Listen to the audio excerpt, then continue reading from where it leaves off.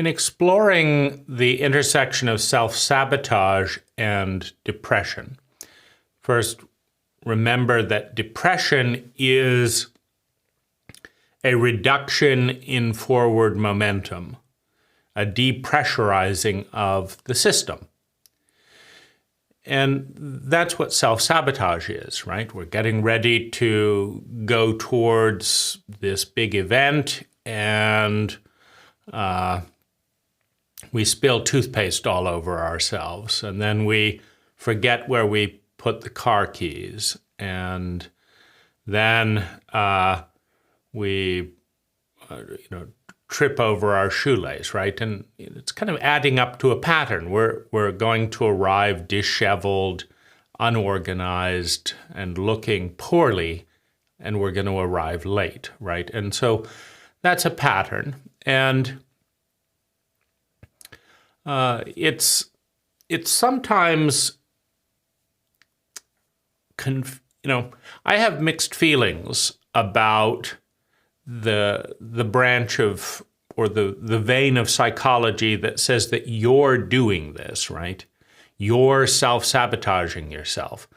You look at it and you think, well, I didn't say, let me squeeze toothpaste on me. I didn't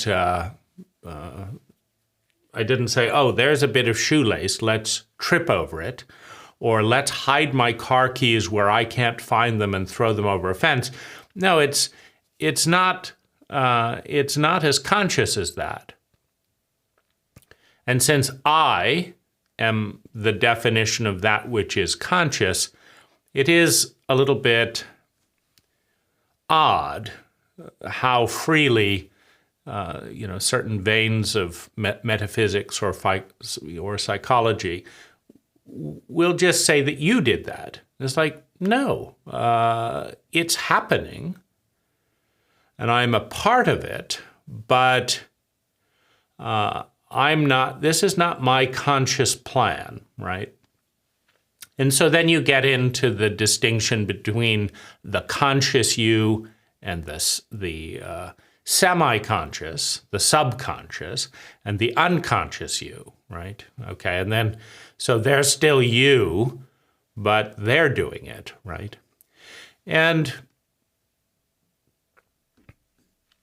are they still you? This is the problem for the conscious mind is, if I'm this and that's that, how is that me?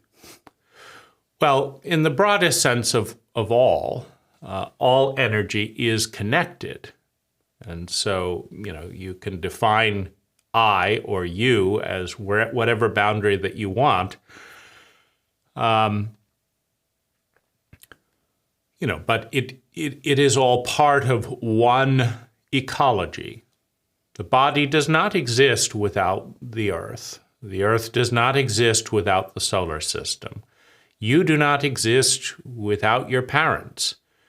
And they don't exist without their parents, all the way back to the origin of the species. And so the atomic structure in your hand does not exist without the atomic structure in the universe.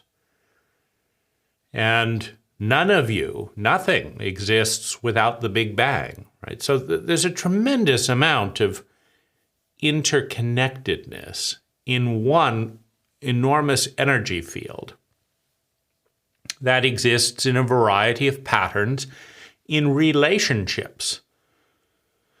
And the patterns are all made up to begin with, right? Because we just make patterns up with words, right? We take the uninterrupted whole and we cut it in half. Now, the uninterrupted whole doesn't just get cut in half because we cut it in half in our mind. There is no half and half. That's an illusion created by language, right? There's no half and half, and then we cut it left and right, up and down, left. Those are just words, up and down, left and right. Relative to what? And if one cannot exist without the other, why even make up the word, right? It's to locate consciously bits of the whole if we want to locate this and talk about it, and, talk about the same part of the whole, it's not really a part, but if we want to kind of get to that area together and do something, well, we make up a bunch of words that create little patterns.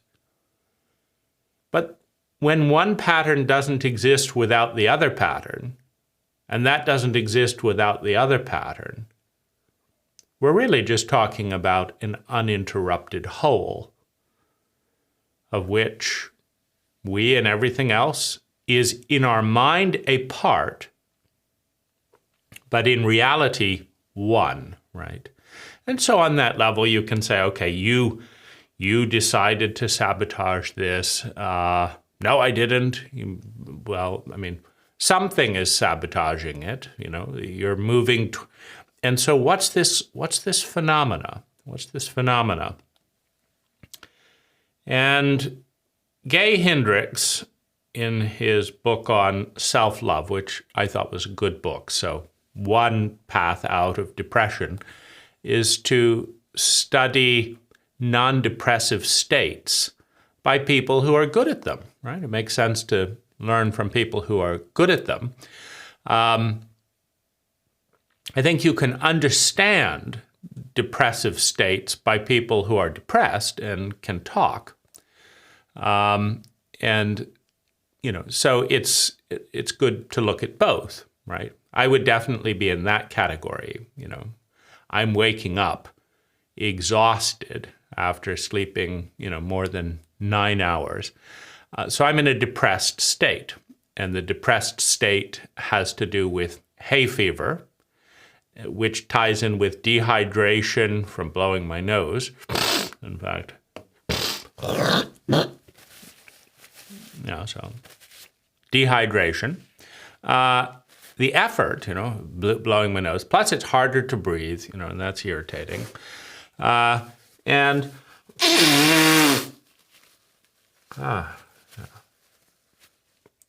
I'm a little bit less depressed having done that, by the way. Because, and here's how we're always kind of interacting with upping and downing depression. My goal initially was, let's blow my nose before this video, and then, not mar the video with me blowing my nose on the video. But that's another little hoop that I have to jump through, right?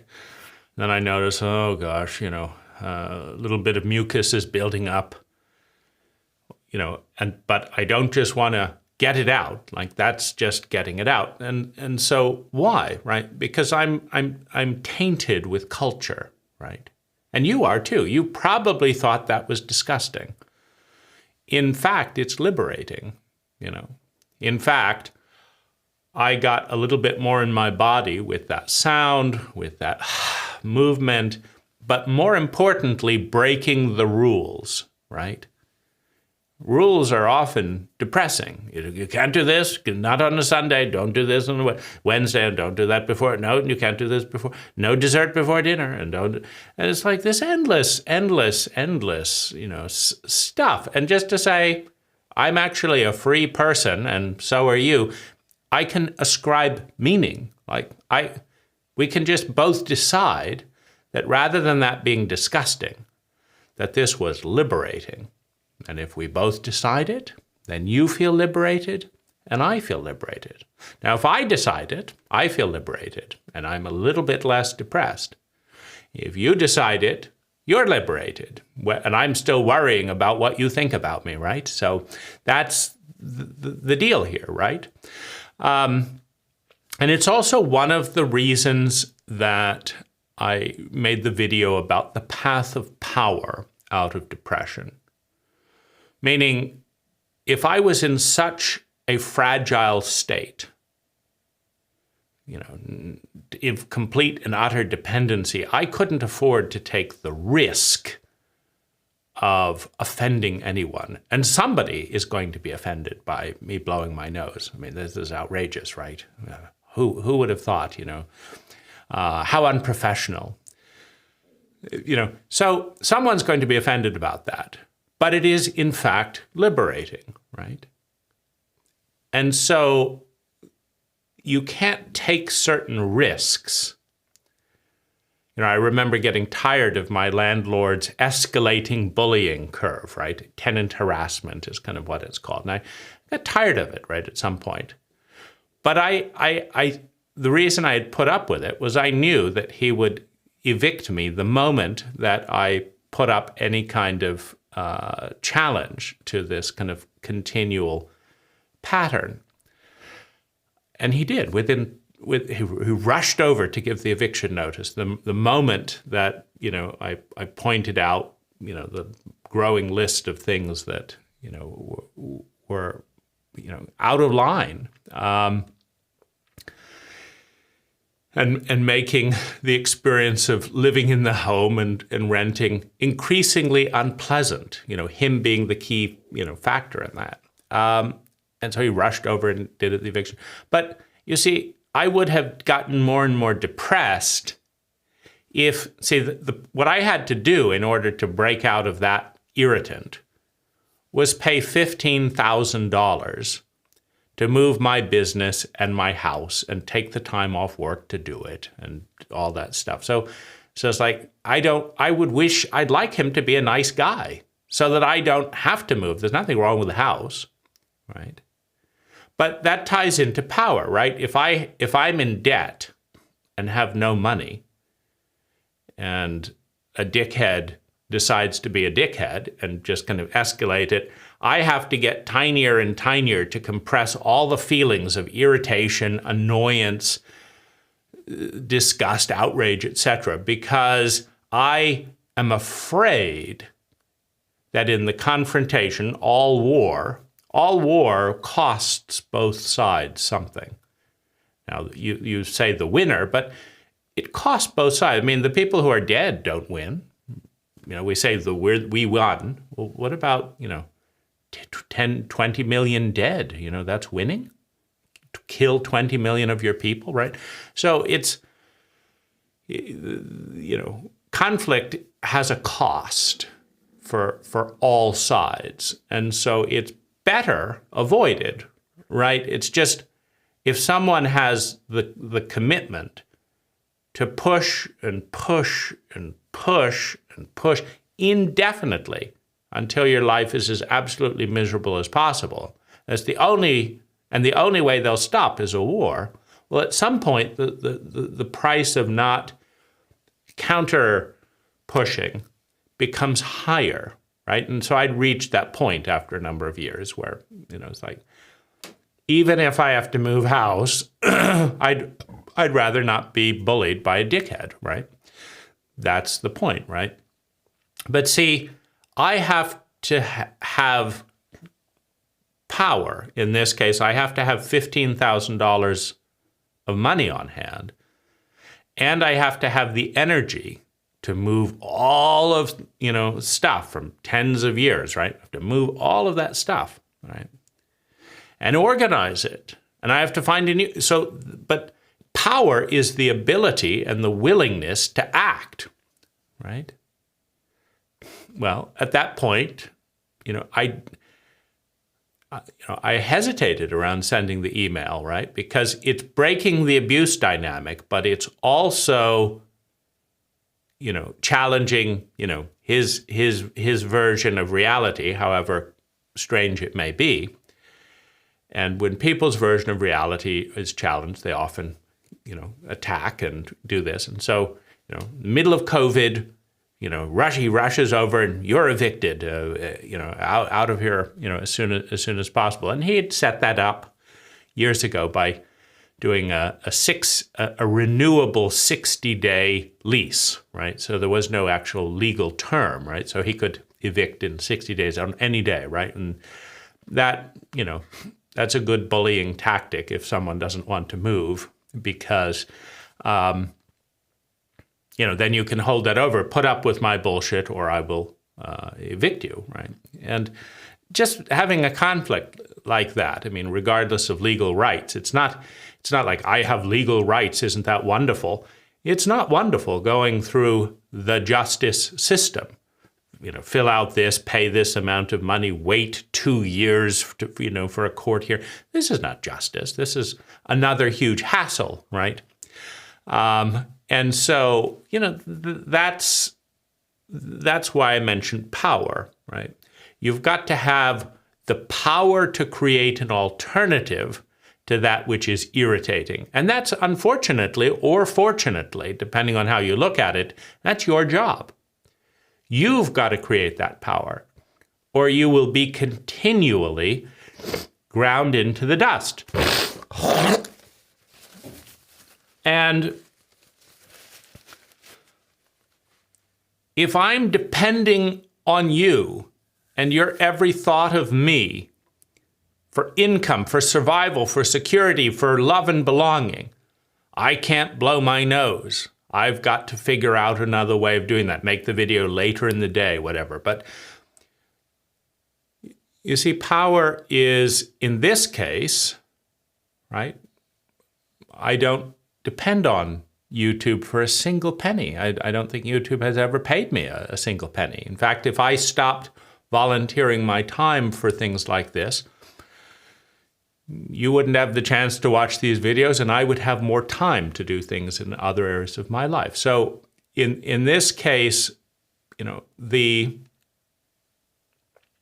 power is other alternatives, which allows for higher risk, right? If you're a dependent mother with no job and few prospects for getting a job and 3 young children in a house in someone else's name, and they decide to get drunk every night, you don't have an alternative, right?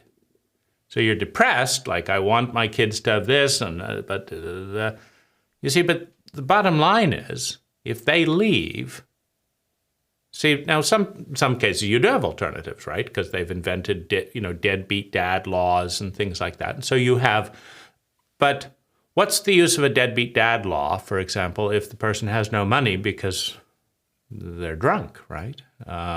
It doesn't tend to lead to job advancement in many cases, right? So, when you have no alternative, you're really unhappy with what's happening, you get depressed, because to confront it means you might lose everything. And so that's kind of tying in with power. And this is all a side note, but it's important depression has the capacity, has the possibility of killing you, of making the life that you have not worth having, right?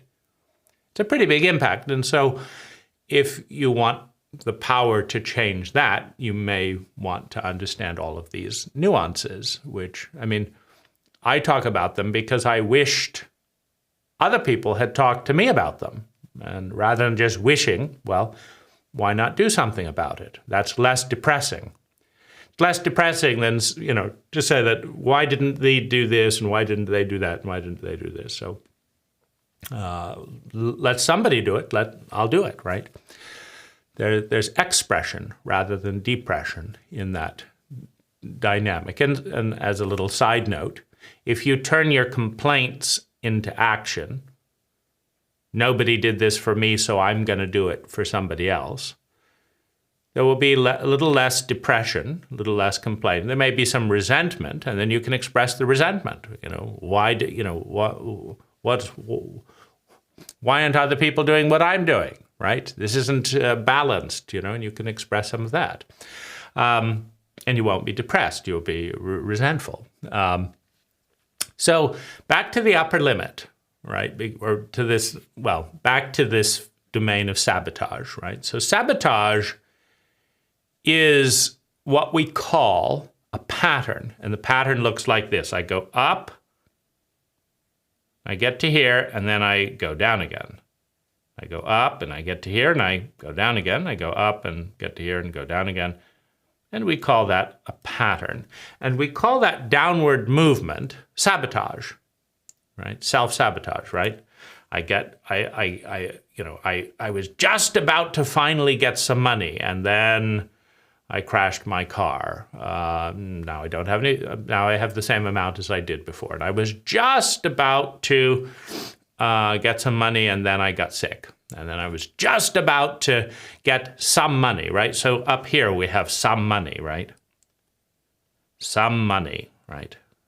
More than normal, right? That's up here. Well, I was just about to break out of the mold, break out of the box, to defy the norm. I was just about to.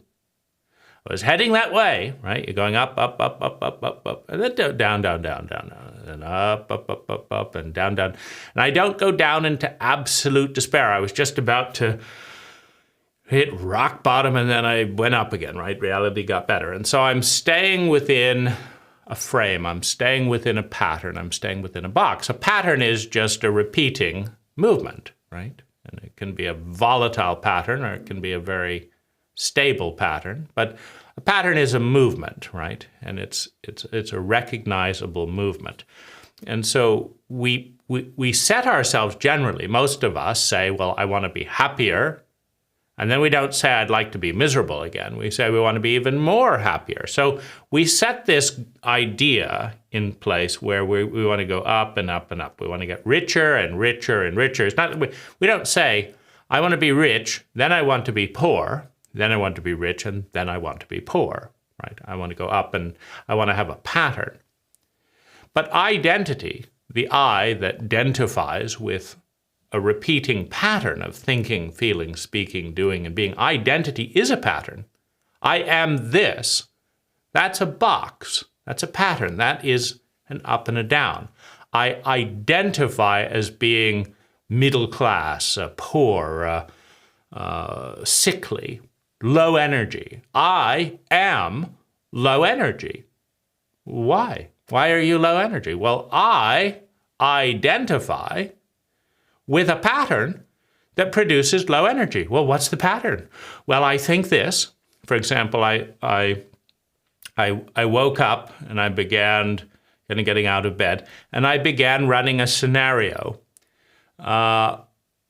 with someone who's trying to sell me some land, right? And I said, well, this, and then they said that, and then I said this. It was a very draining conversation I had in my mind. But that's my pattern, to figure out the worst case scenario and then see if I can solve it. So I'm waking up and I'm thinking, well, what's the worst case scenario about this land, right? So that thought, what is the worst case scenario about this land, doesn't excite me. It depresses me, right? Well, that's a pattern, right? That's what I do. Well, why? Why do you do it? Right? Because I am me. Well, why are you you? Right? Well, I can't just change me. I mean, this is me. I mean, isn't me important? I mean, the ego, the I that identifies with a pattern of doing something, is attached. It doesn't want to just change and be someone else. Well, why not? Someone else is having more fun. Someone else is less depressed. Yeah, but that wouldn't be me. Who cares? What's so, you've already said you hate yourself and this and that. Well, who cares? No, but it's me, right? So the ego is afraid of death. And change is death to the identity, to the pattern, right? This is the identity. Dun, dun, dun, dun, dun, dun, dun.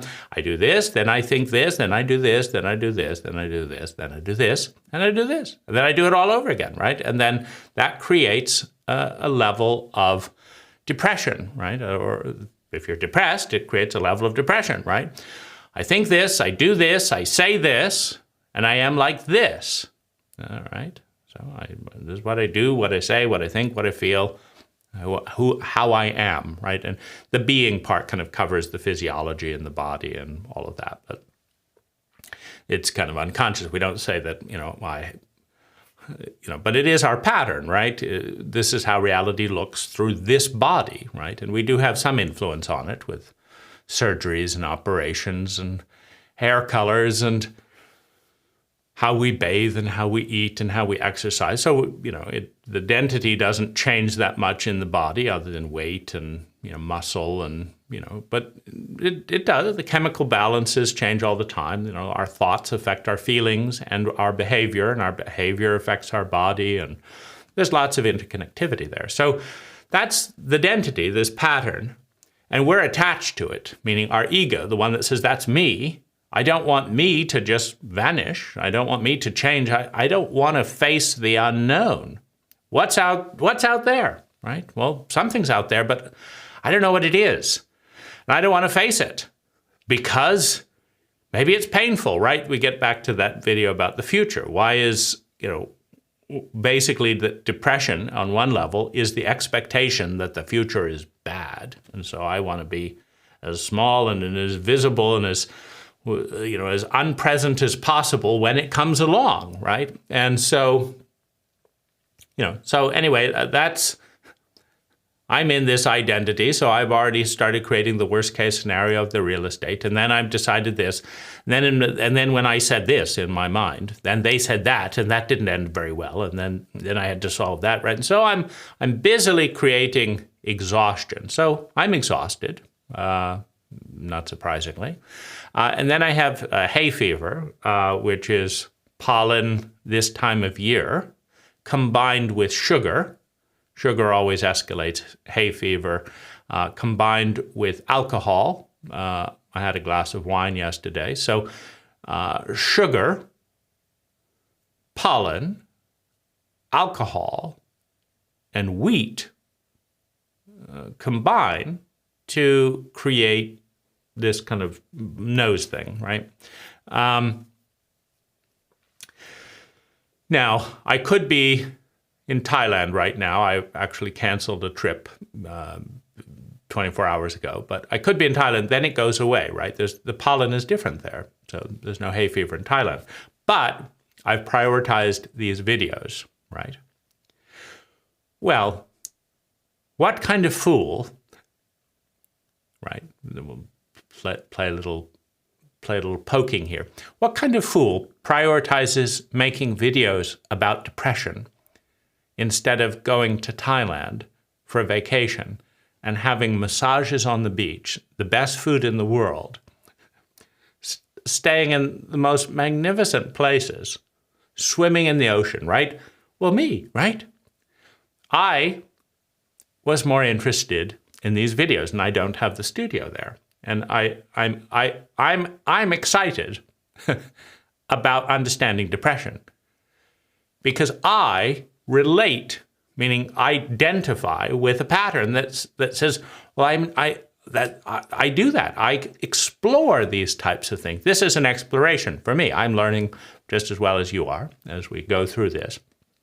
I'm someone that learns through visualizing, and I have to talk in order to see the geometries, to see the shapes that I'm dealing with. And so this is, on some level, for me, right? This is for me. But this is also more depressed than the person who went to Thailand, right? So that's, but this is also more me, more my pattern, right?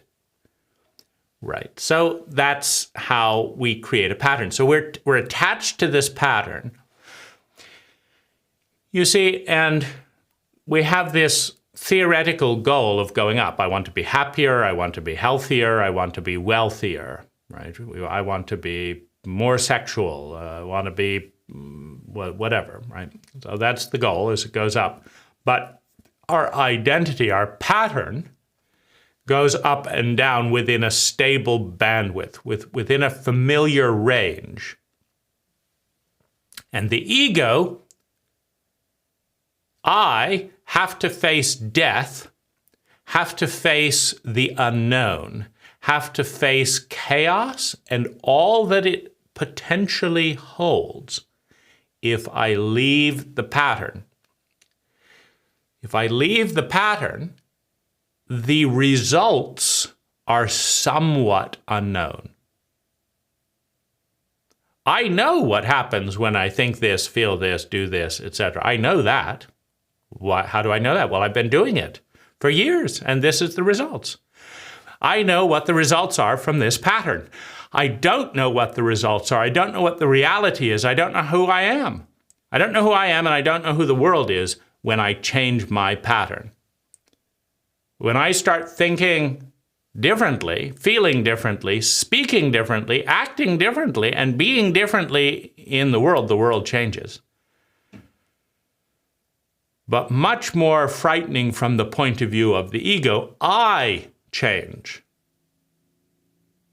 I'm no longer the same person.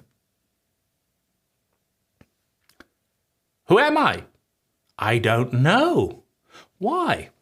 Well, because we haven't gotten familiar. We haven't established a predictable database of the new pattern. Maybe I'm going to be exploited in this new, we don't know, do we? Maybe I'm going to be experiencing miraculous gifts from the universe. We don't know that either. I don't know. I know what happens when I think this and I feel this. I feel depressed. I do this. I do that. I get through the day. I do this. I do that. I get through the day. I know what happens. Heaven, I'm in control. Well, this is the correlation with trauma.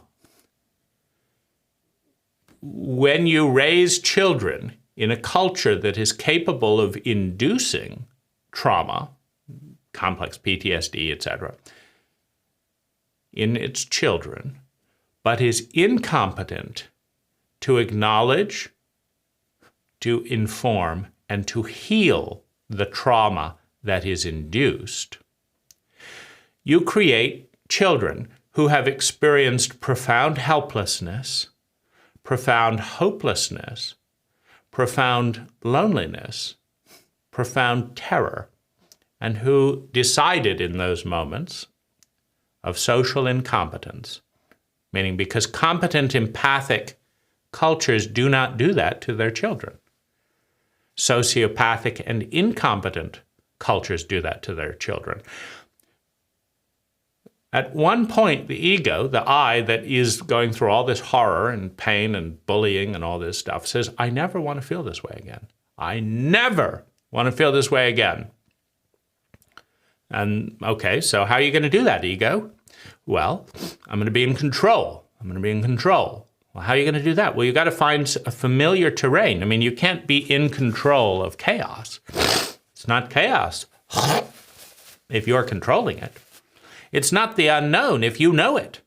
So how can you predict with absolute certainty that this and this and this and all will happen if you're completely out of control in an unknown environment in which miracles could happen and so could re-traumatization? Well, the traumatized child, the traumatized ego, has never experienced miracles happening in the chaos of the unknown.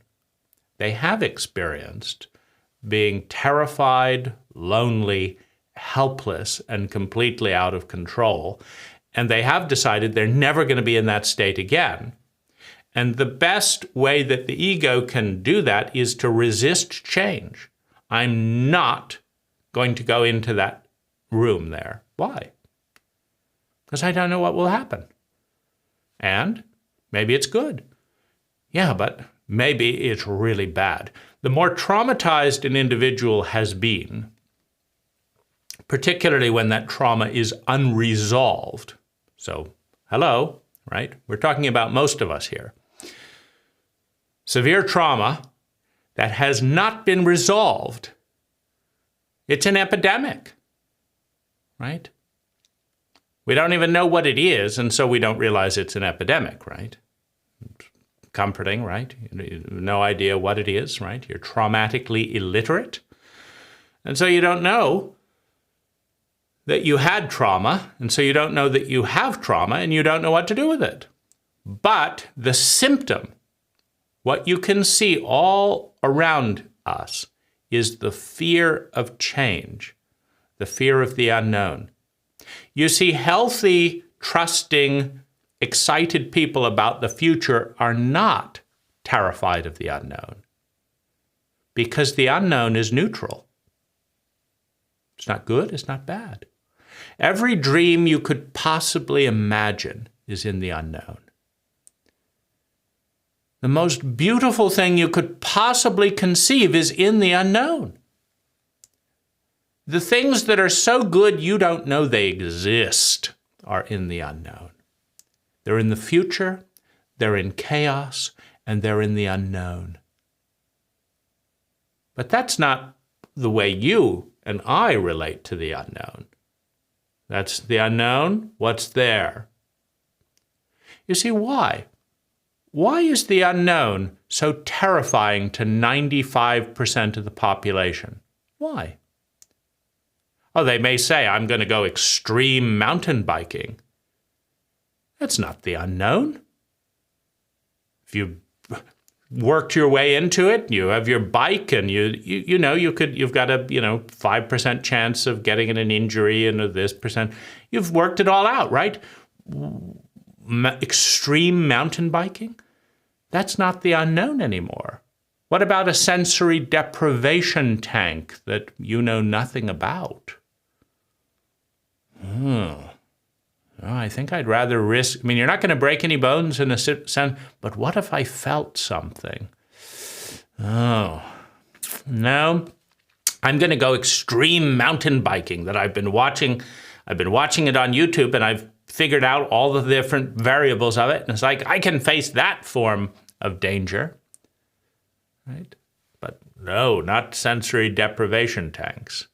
Or the other way around, right? If you're into the inner world and all that, but you've never gotten really into your body or played, no, I'm not going to do, that's not me, right? So whatever the unknown is, you can actually see a direct formula, by the way. F, fear of unknown, equals expectation of death and trauma, right? So if you are terrified of the unknown, a neutral energy, you're afraid of death, that's in the unknown, and you're afraid of trauma, and you're afraid of facing the unknown out of control and being helpless. Now, the only people who are fixated on this are people who have been traumatized before in a cult that was incapable of healing and integrating the trauma, that was incapable of preventing the trauma, that was inadequate in providing real help. And if you've ever been terrified, lonely, abused by a giant, that's what adults are to children, and no one helped, and in fact, people made it worse. They teased you, they did this. You are terrified of the unknown because you don't project miracles into the unknown. You don't project serendipitous meetings of beautiful people, leading to wonderful orgasmic experiences. Those are there. There's many of those in the unknown, as there are spousal abuses and terrors and addictions and everything going wrong and falling apart and leaving you feeling completely helpless. That's in the unknown too. But the focus, the relationship, we can't imagine all that's in the unknown simultaneously. It's much bigger than us. So what we do is we project our past onto the future, which is unknown. We project our past onto the future, and we expect what happened in the past to continue. And if what happened in the past is horrific, is traumatic, we don't want to change. We don't want to enter the unknown. We don't want to grow. We don't want to have chaos. And so we have to stay in a stable band.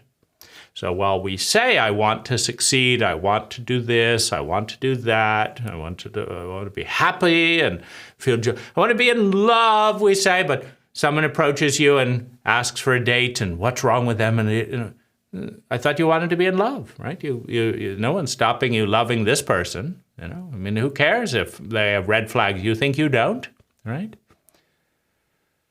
You want to be in love? Love this person. No, what if I lose myself? Oh, well, I mean, are you that great that you're worth not losing? I mean, is it really? You've already found yourself. Are you happy with you?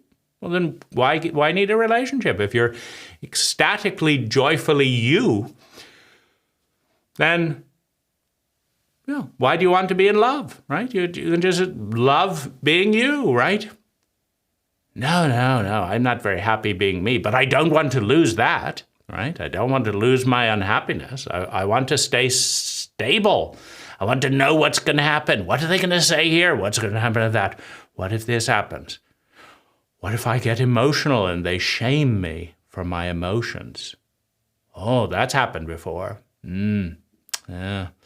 I don't know. I'd love to be in love, but not with you, or you, not with you. No, I'm not going to love myself, and not with you, and not with you, and not with you and you. But to be in love with somebody other than everyone who exists, right? And this person. Oh my goodness. So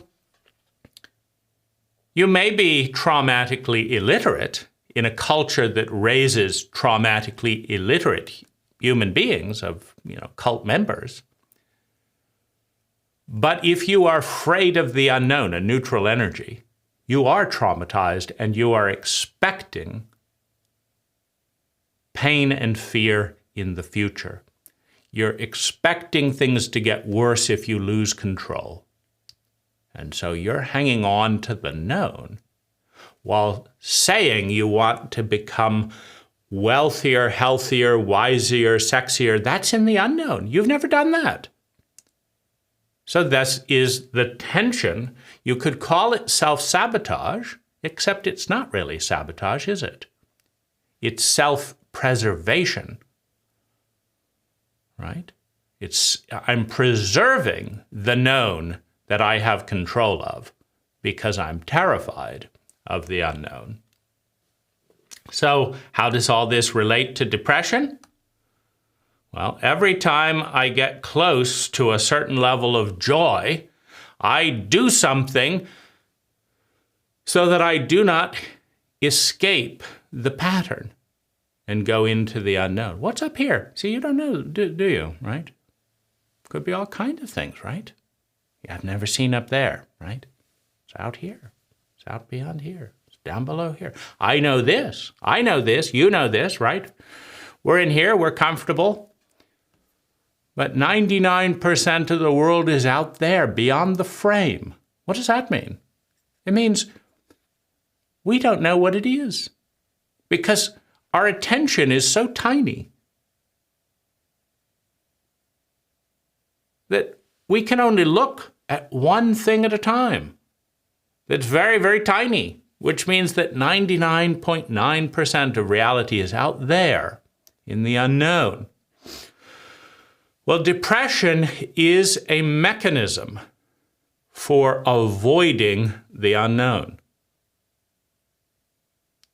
So Gay Hendricks has a chapter in his book on self-love called The Upper Limit. And the way he learned this is that everyone has a limit that they feel comfortable with, of success, of whatever it is they want.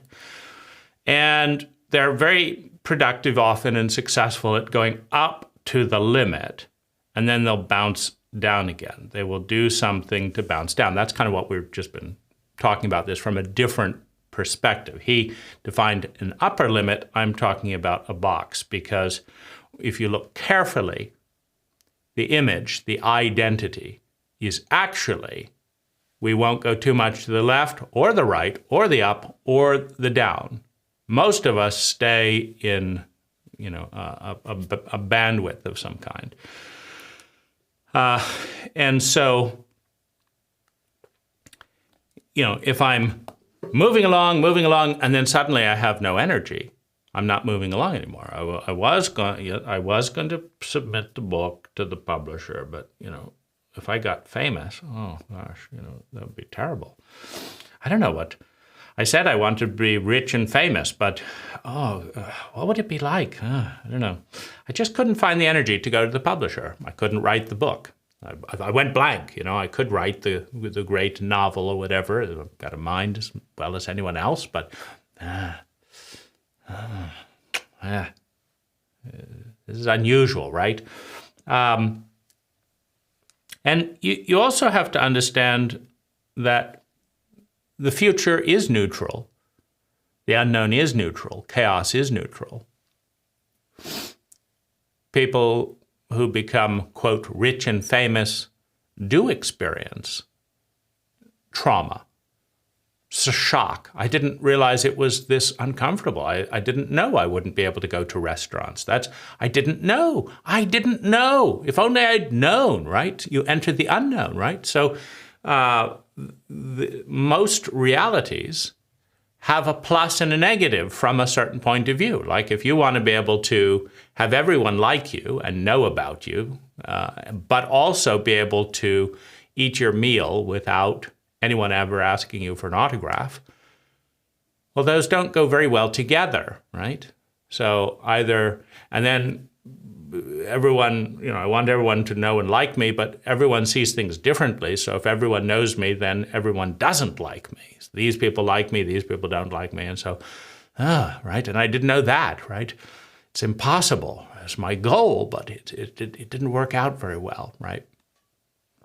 And so we think of these sabotage movements as being self-sabotage. Another way of looking at them, and we think of depression as being a bad thing. But another way of looking at anything that we use to hang on to who we think we are is that we're hanging on to the known, that we're frightened of the world that hurt us before, that we're frightened of our inability to respond to a world that hurts us sometimes, and that we're clinging to the familiar, to the family, to the known for dear life because we don't know who we would be.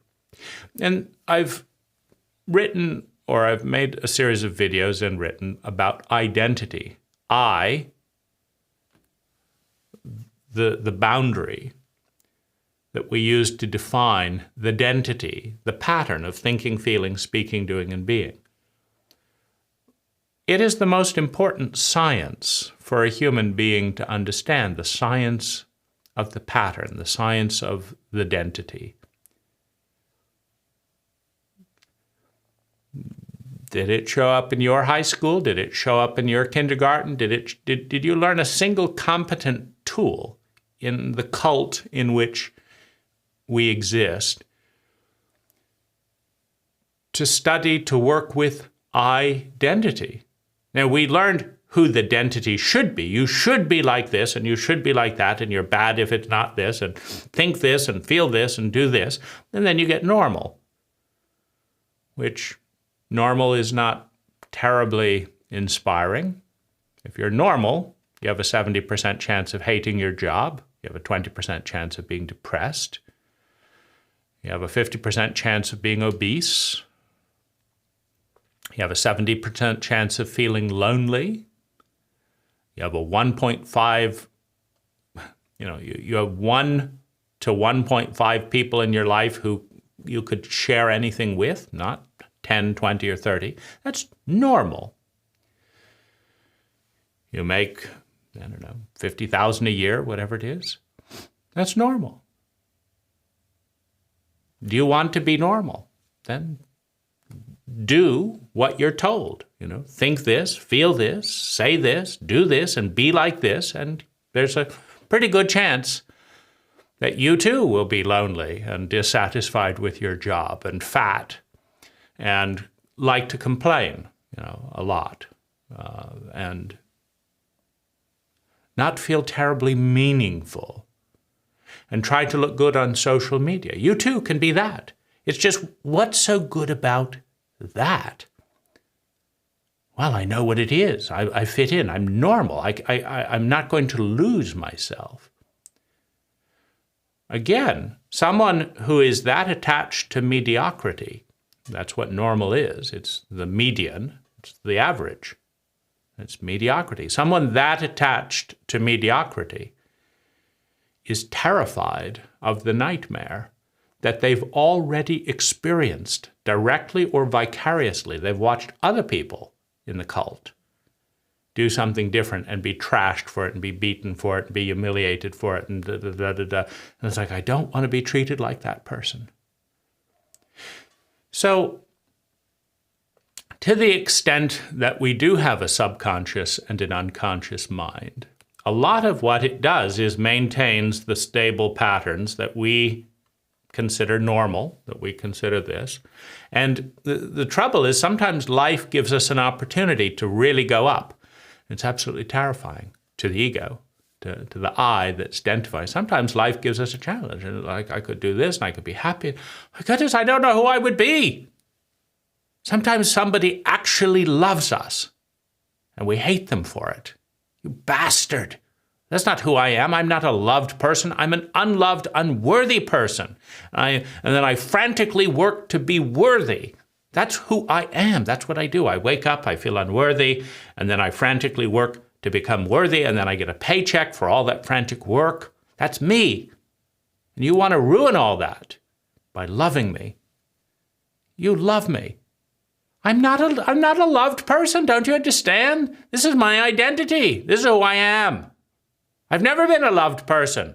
I've been an unloved person who's hoping and doesn't believe in love. That's who I am, and you're ruining it. Get the fuck out of here, right? What do I have to do to get rid of you? You are ruining my identity. Now,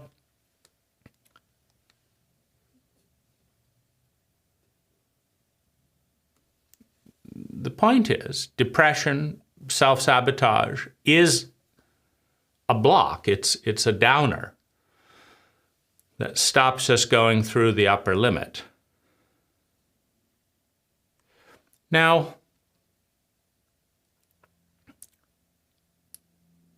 this is one face, right? I'll kind of just wrap this up. This is one face. Maybe 10% of you, this is the most relevant angle into depression, right? Reality is really, really big. There is no tidy one-size-fits-all, right? This could be the angle to work with or something else. I do remember a period when I went through an upper limit of savings, meaning I would save up about $3,000 and then I would spend it, and then I would save up about $3,000 and spend it. And so I'd been doing that. And I began to get irritated because when I first did that, I was making $7 an hour. I was now making $200 an hour. It's $700, $200 an hour, and I can't save more than $3,000 on average? What's more, I would find myself in a panic spending money to stay in my familiar zone. It's like, okay, I've got more than $3,000. Let me retrofit an old truck.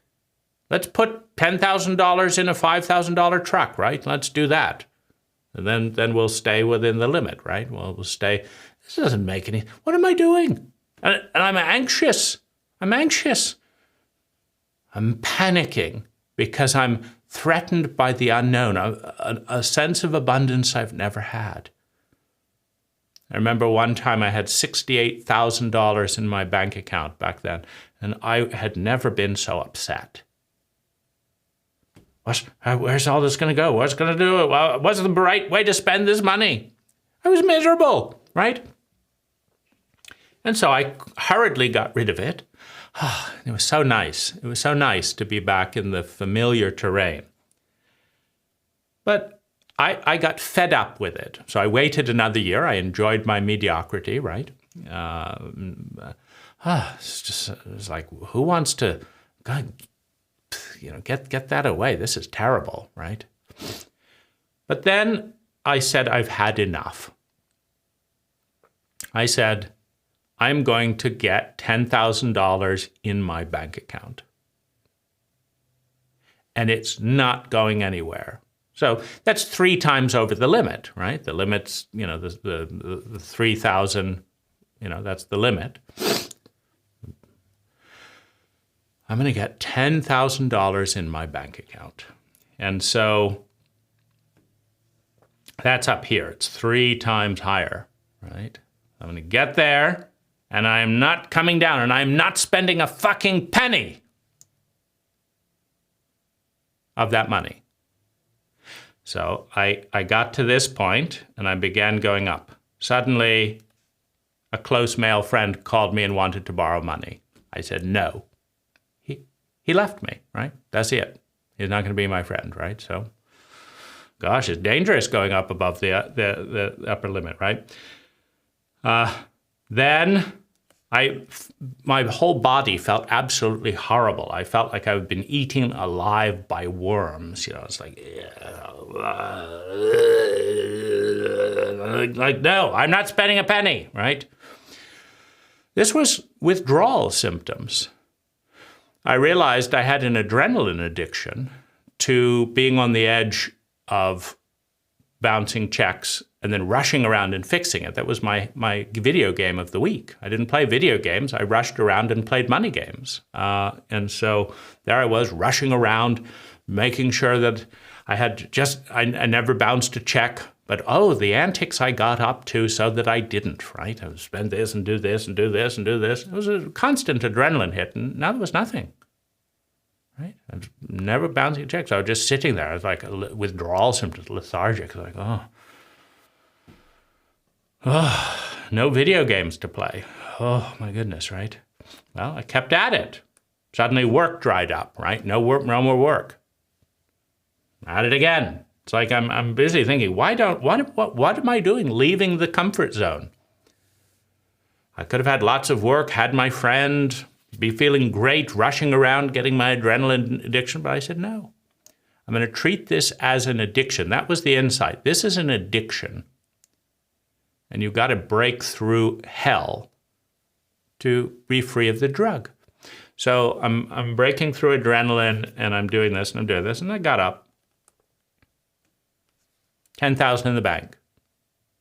This opened up a whole new world for me, by the way. I never traveled because how can you travel for a month on $3,000 with a mortgage and playing close to the edge and all that? How can you do that, right? You can't. So I never traveled, right? So that was safe, right? So this money tightness was keeping me in a very, very tight world that never even occurred to me, right? But now that I've got this and I've got this and I've got this, the world opened up, right? Well, some part of me didn't like that. Anyway, once I broke through the addiction, it was easy. Easy, easy, easy, easy. You see, at 10,000 in stable cushion at the time, that was years ago, but at 10,000 stable in the cushion at the time, there was no more anxiety about money. It was enough. It was peaceful and unfamiliar. Peaceful.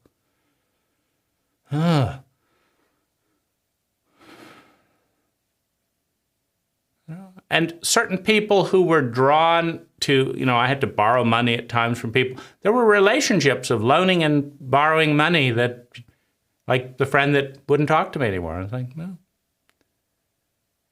There wasn't a friendship, that was a banking relationship, apparently.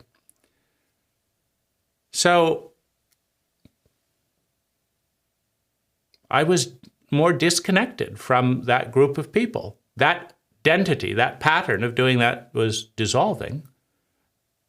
Who was I going to be? I had to figure that. I had to decide what I would think, what I would say, what I would do to fill the new pattern. which was now above 10,000, and spend that, right? But it was a completely new pattern, right? Sorry, you can't see it up there. But anyway, that's a story where you could say that it was self-sabotage, or you could say it was self-preservation. You could say it was an interesting video game, and it was free, right? Rushing around, doing this and this and that and the other.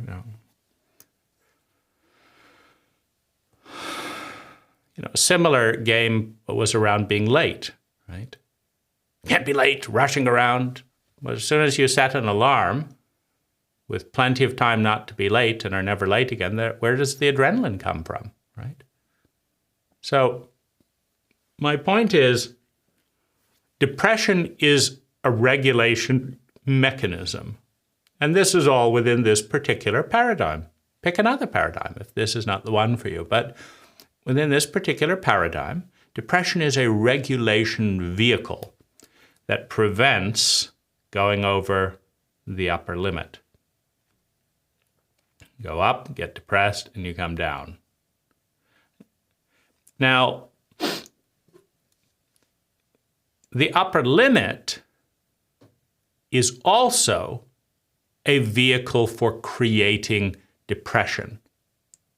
So it goes both. There's a symbiotic relationship, and here's what I mean. If you know intuitively, you've watched yourself for 10, 20 years, like I knew intuitively that I wasn't going to get above $3,000 because I'd watched myself for years not get above $3,000. So how can you jump out of bed saying, yes, this week, unlike every one of the last 100 weeks, this week I'm going to go above $3,000? Like, nah, you're not. You'll get up to 2.9 and come up with something. Fuck that. This time I'm going to find a man who really loves me. No, you're not. No, you're not. You're going to carefully select the same way you selected before. Someone who's going to talk the right talk and do the thing. And it's going to be great for a month, but you're not going to find a great guy. Get it together. I mean, don't you know your upper limit? You know how this works out. This guy is not going to be jealous and control. What a joke, right?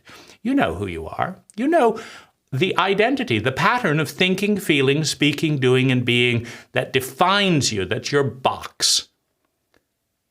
And you know you don't have the courage to face death. And you know you're not going to face death. You're not going to go into the unknown. You're not going to pick a very different person than you normally pick for very different reasons than you normally pick, in a different way, in a different setting. And you're not going to do you differently. You're not going to start thinking new things, feeling new things. That's bullshit. Complete and utter bullshit. It's depressing. It's boring. Oh, we've got to do this again. We've got to do this again. You got to do this again because that's your identity. That's who you've defined as you. And so you buy a book, live your dreams, bullshit. Complete and utter bullshit. In other words, the upper limit that you instinctively know and have put in place as a definition of you is depressing.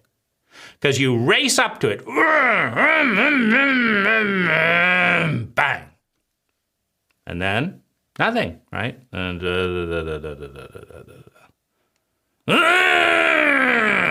bang, right? It's depressing. And so the upper limit creates your depression, and your depression holds your upper limit. And the positive attitude books of, they don't point out that you have to face death. You have to face the unknown. You may have to become traumatically literate. You may have to learn a few things if you're going to go through that limit. They don't point that out. You see, it didn't feel positive to lose a friend, to have work dry up, to feel worms crawling through my body and just be sitting there. I'm not going to spend a single penny to, observe this, and then pop through. That was a month of hell. That was a month of withdrawal symptoms. That was a month of terror. And then pop, easy. After that, easy, right? So one paradigm you might want to think of is of addiction, and that in order to break out of your box, whatever it is, you're going to have to face death. You're going to have to face every part of you that wants to stay in the familiar zone. And then you're going to pop through after about 30 days, enough time to develop a new image, a new identity. So what we're talking about is image work, we're talking about identity work, we're talking about upper limit work, we're talking about traumatic healing. Oh, that's a dirty word in our cult, isn't it? We're supposed to be positive, right? Not look at intergenerational abuse cycles. Oh my goodness. So the body keeps the score. I mean, that opens up a lot of things that we don't know, right? And that threatens us with the fear of the unknown.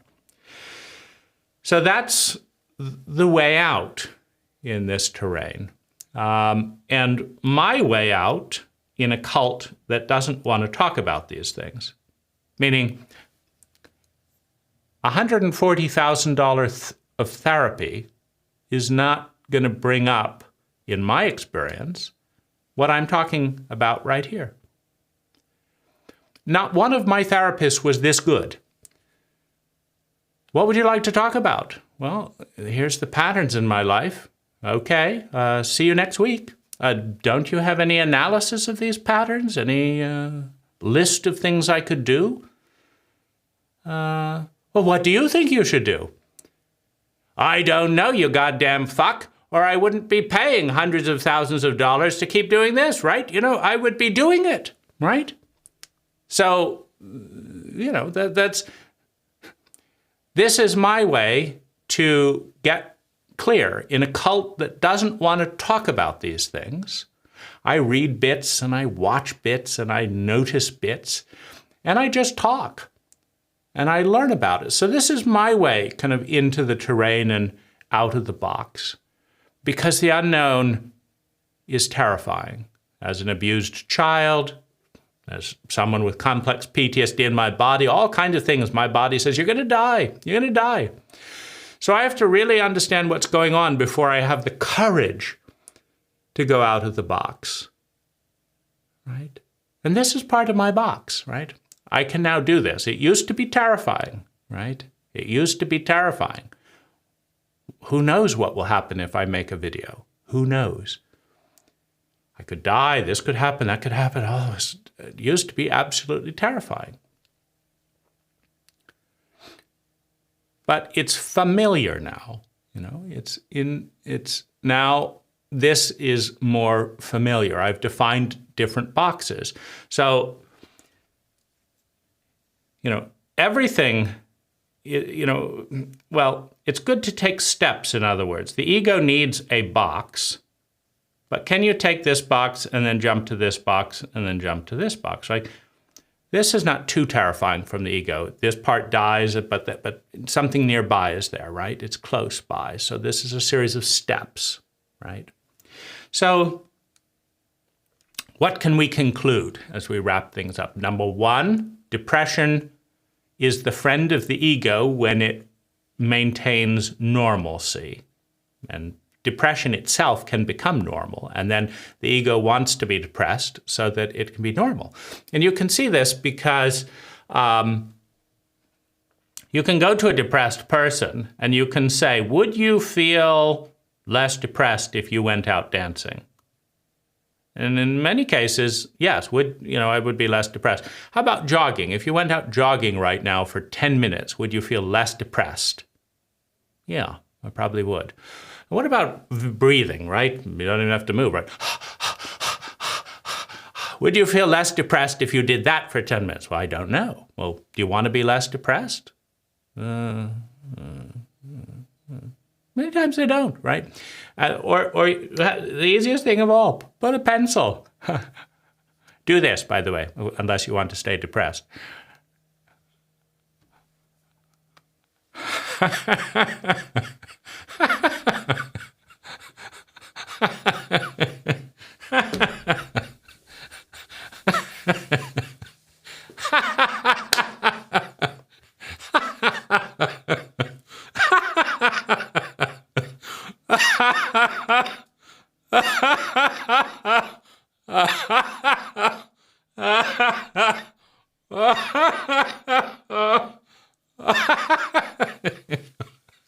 It's fucking easy to be less depressed. Now, that doesn't solve the day. No. But I could just put in a, if I actually wanted to be less depressed, let's face it, was that hard? Fuck no. If I wanted to be less depressed, I could put an alarm on my phone and every hour do that. And I would be less depressed. And I would be terrified, right? It's like, what am I going to do with my life? All this energy, all this stuff, right? What am I going to do, right? I don't know. My ego doesn't know. Because I've been depressed for years, right? I've been depressed for years. This is sad, that's sad, I think this, that's very sad. And I think this, oh God, it's so depressing, right? Those thoughts create sadness and create depression. And it's not that they're out of nowhere. I mean, there's a tremendous amount of sadness in the world. And so depression is not bad, sadness is not bad, but it can be important to understand that we are thinking, feeling, speaking, doing, and being a number of things that make us depressed. And in many cases, the evidence is clear that people always do what they really want, right? People all, you could say, oh, the person just cannot put a pencil in their mouth. It's too much work. Bullshit. They can turn on the news and get themselves depressed. They turn the remote. Why can't they put a pencil in their mouth? Bullshit, right? But it's also, please understand that trauma is a big deal. Loss of self, loss of identity is a big deal to the ego, right? And so study it. Look at the section on identity. That's why I'm kind of exploring all these things. We are psychologically illiterate. And we're paying a high price for that. The coping mechanisms we use are rather miserable because we don't have better tools, because we're not training ourselves as children, as adolescents, as grown-ups to, do something better. But what we're learning here partly is that some part of us wants to be depressed and insists on being depressed and believes in depression and feels comfortable in depression. That's one thing we're learning. And the other thing we're learning is that the fear of the unknown is correlated with the fear of death. And so change is a big deal. And, and there's a lot to learn that we don't know. So these are all things that we could say that are touched upon in this video. Be well.